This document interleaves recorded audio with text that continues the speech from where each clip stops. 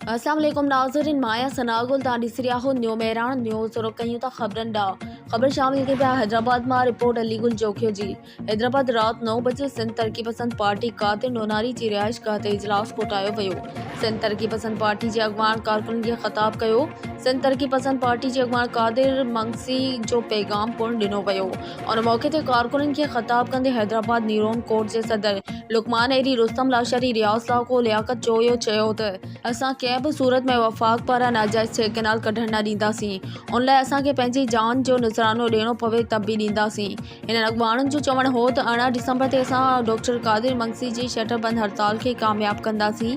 असां सभिनी कारोबारी यूनियन जे अॻवान सां मुलाक़ात कंदासीं, जीअं ई असां सां तावन कनि, जीअं शहर में को अणवणंदड़ वाक़ियो पेश न अचे।